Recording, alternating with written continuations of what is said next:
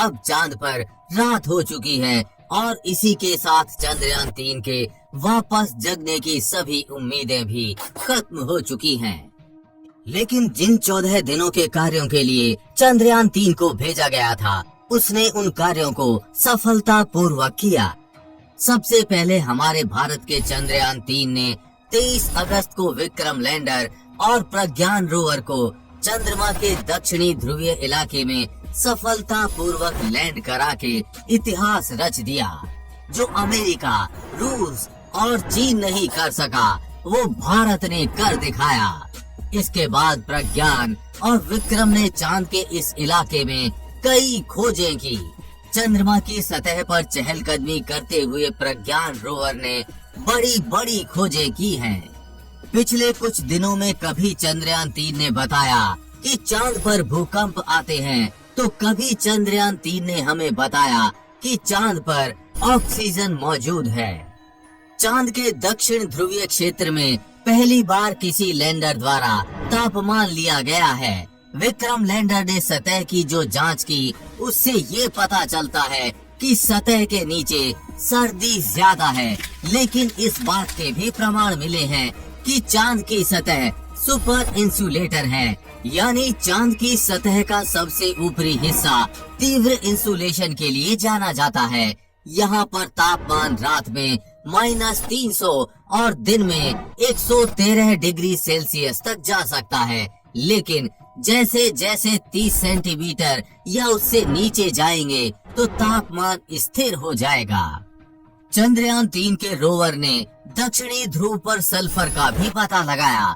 Sulphur चंद्रमा पर दूसरे इलाकों में भी पाया गया है, लेकिन ये पहली बार है कि इसे दक्षिणी ध्रुव पर भी पाया गया।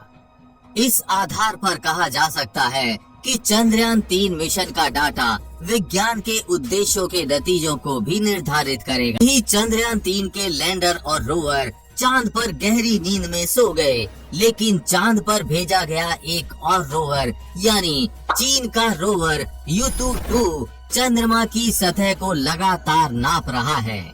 चीन का Yutu-2 रोवर चंद्रमा पर पिछले 4 साल बाद भी आज तक काम कर रहा है। Yutu-2 भी प्रज्ञान की तरह ही 6 पहियों वाला है। इसका वजन 140 किलोग्राम है।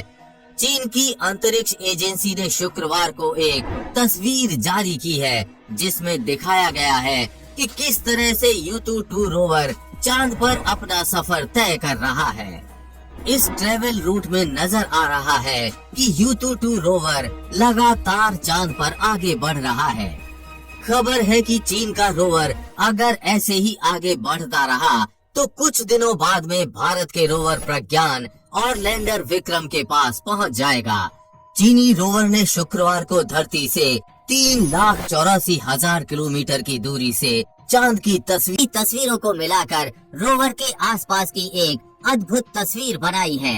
एक तरफ जहां चीनी रोवर लगातार सक्रिय है, वहीं भारत का प्रज्ञान ऐसी गहरी नींद में सो गया है कि बार बार उठाए जाने के बाद भी उठ नहीं पाया। चीन का रोवर भारत के रोवर से काफी अलग है। जब चांद पर रात होती है तो चीनी रोवर Yutu-2 स्लीप मोड में चला जाता है। इस दौरान इसके अंदर मौजूद रेडियो आइसोटोप हीटर यूनिट इसे ठंड में बचाता है। इसमें प्लूटोनियम 238 का इस्तेमाल किया गया है। भयंकर सर्दी में Yutu-2 के जिंदा रहने का कारण है चीन के रोवर में लगा radio isotope thermo electric generator और इसका बजट है।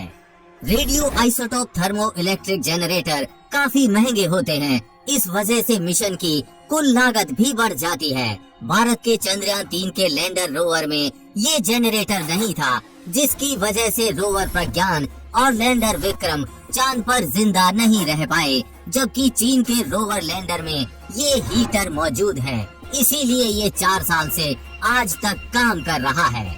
इस हीटर की वजह से चीन के इस मिशन की लागत भी काफी ज्यादा बढ़ गई थी।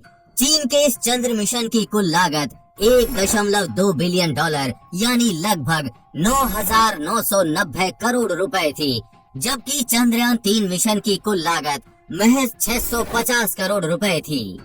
चीन का चांग E4 मिशन 3 जनवरी 2019 को साउथ पोल एटकिन बेसिन में वॉन कॉर्बन क्रेटर में लैंड हुआ।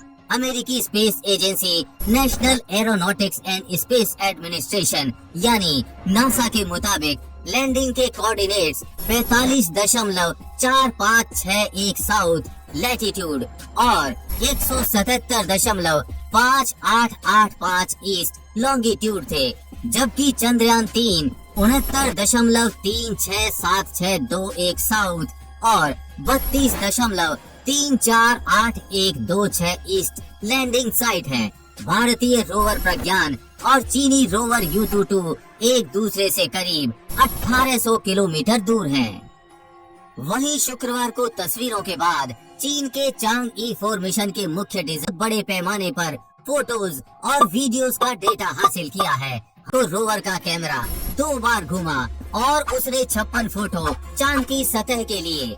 अगर आखिरी पैनोरमा फोटो की बात करें तो ये फाइल के आकार में 300 मेगाबाइट का है। चीन ने चांग E4 लूनर प्रोब को साल 2018 में भेजा था। तस्वीरों का इस्तेमाल चांद के बारे में और ज्यादा जानकारी हासिल करने के लिए किया जा रहा है।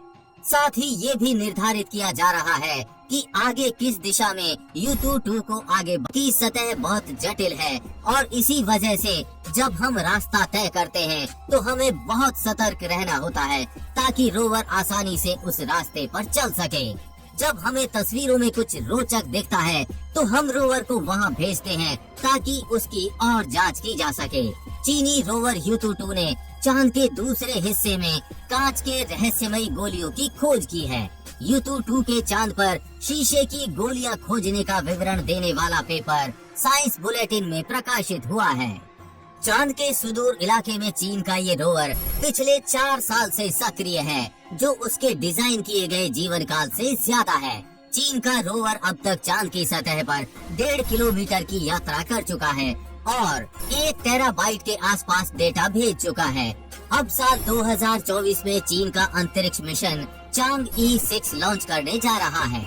6 इंसानी इतिहास में पहली बार चांद के सुदूर इलाके में नमूने लेगा। चीन भारत के चंद्रयान मिशन की सफलता के बाद और ज्यादा तेजी दिखा रहा है। का रोवर लगातार चांद की सतह पर रास्ता तय कर रहा है।